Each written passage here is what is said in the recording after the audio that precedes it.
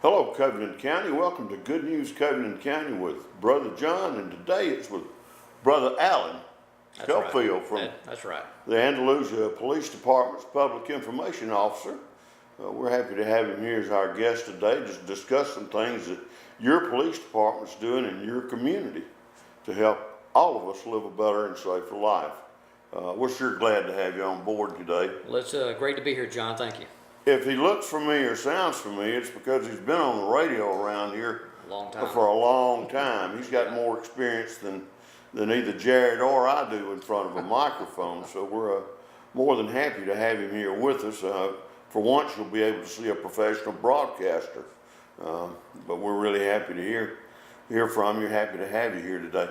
One of the things that when I went by and talked with y'all the other day that we wanted to talk about is your participation in the Relay for Life event that we're having here in Andalusia, here in Covington County. It's a great fundraiser, and of course the Andalusia Police Department is a part of the community, and they try to do as much as they can with different organizations. I know your night out exercise that y'all have is a nice thing.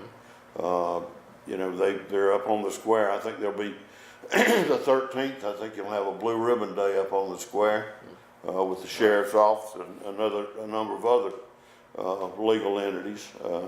So they're very involved in the community, and I found out in dealing with them, gosh, they're just like you and me. They're normal people. They worry about the same things we worry about. They're concerned about the same things that you and I are concerned with. They're just plain folks.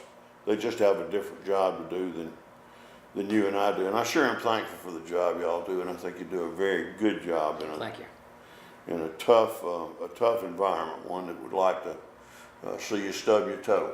Right, yeah. The environment today is much different than it has been over the past, 15, 20 years. It's changed, and it sure has seems to be getting worse. Gets hostile, it surely is. It does. And I don't understand that.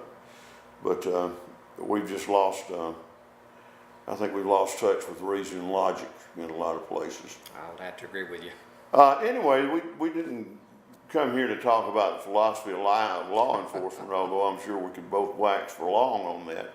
We wanted to talk about what y'all are going to be doing to raise funds for the Relay for Life. And you're going to be out here washing cars and trucks. Now, in an earlier episode, I had suggested to the audience, if they had a beef with you, to take their truck and drive it through some big old mud holes and then take it over there and get you to do a $10 car wash on that. But, yeah, they could do that. But I just can't see anybody doing that to you. Although the weather's been perfect. Yeah, really, those mud holes. It has. Tell me about this. Well, we call it Spring into Action, and what it is our Relay for Life event every year.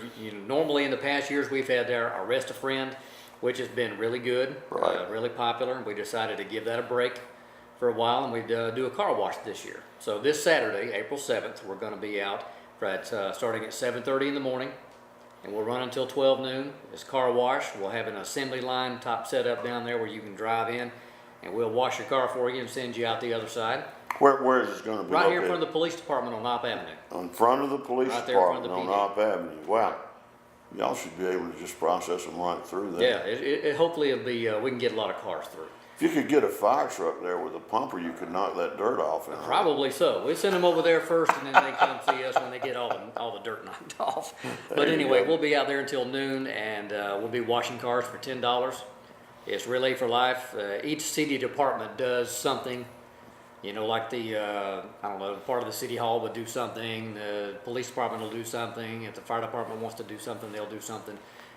We do one every year, and we always raise a lot of money with it. Now, we're also going to have some extras. We'll have the child ID kits.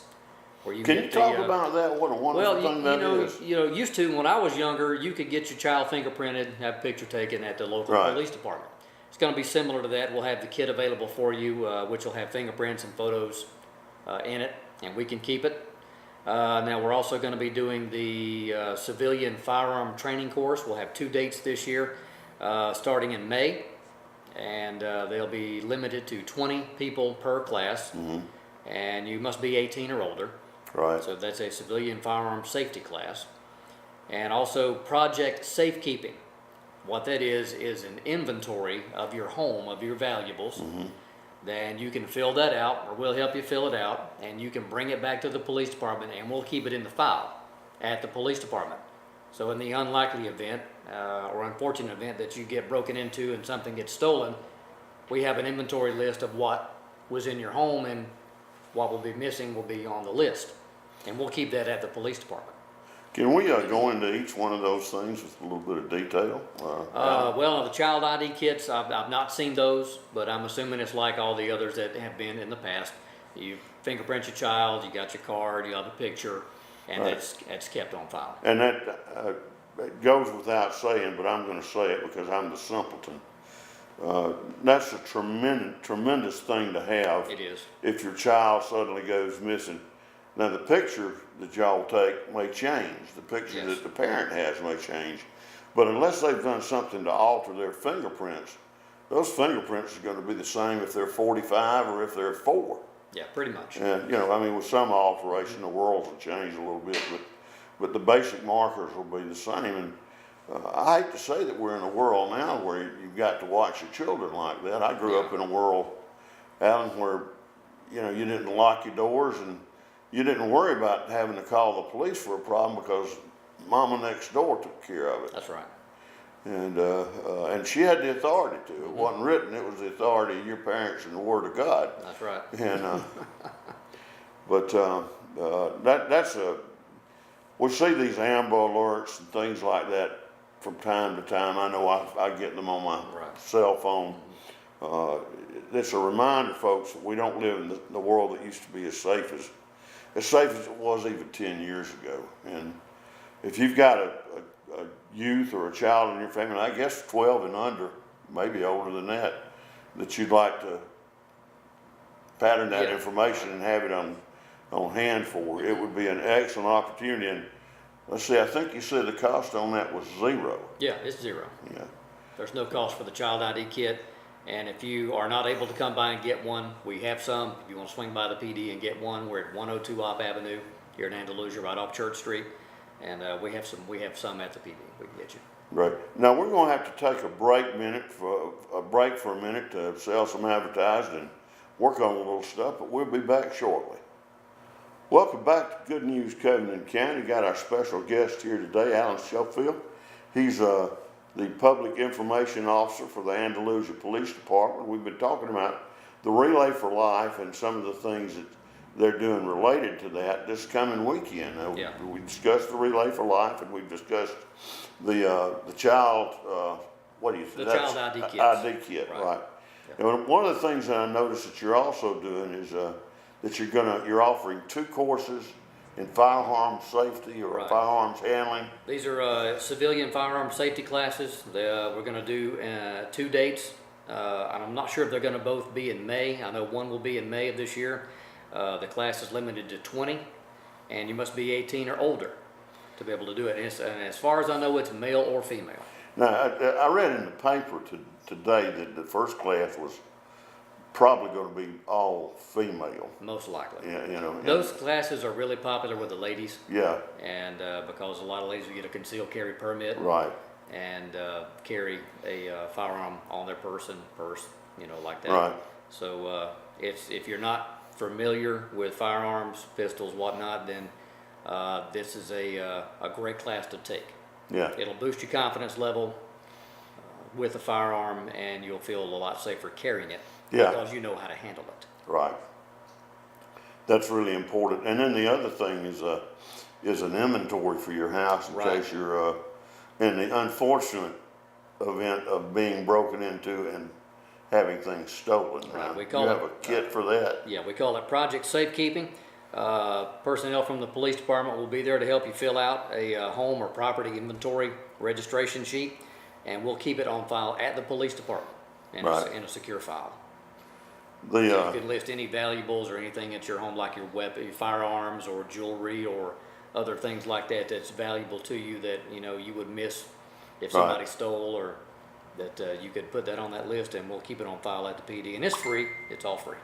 Well, in the case of the firearms, many of us have firearms that we treasure because they've Right. been handed down to us, but Exactly. as much as anything else, there's a real danger to the public when a firearm is stolen and there's no record of what, you know, of the serial number or anything else.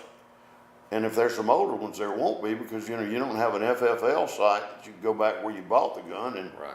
recreate the trail that you need to find the information. So that's a very important thing. Of course, if you've got computers and cameras and things like that, it's a pretty important thing to have as well. But I would think it'd be something that anybody would want to do if they're responsible for, Right. especially the firearms. Right, yeah, especially the firearms, those, they get stolen and they end up in another state or somewhere else in Alabama and end up getting sold on the street to somebody else, and eventually, a lot of times, it'll be found, it'll be located, and, it can be returned to its Right. rightful owner. But like heirloom firearms you've got that your grandfather's grandfather had and it was passed down to you, you definitely want to get those on the list.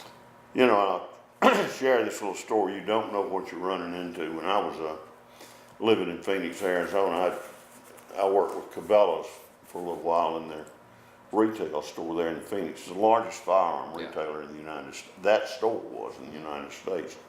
And I was helping work a little security at the front, and a guy came in pushing a baby carriage with about a 14 or 15-month-old baby in it. Arizona's an open carry state. You can, Right. if it's not a federal or state building or a bank, you can walk in with a pistol on you, and Right. As is Alabama. yeah, you know, and nobody can say anything to you unless they've got a sign that says, "We don't allow firearms on the premises." Right. And there was something funny about the way that the carriage, the top of the little sun roof on the carriage drooped.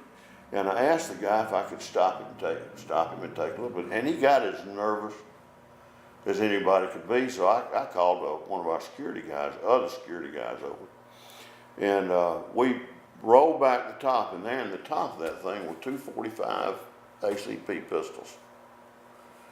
And I'm going with this story not to tell you what a brave guy, a great guy was.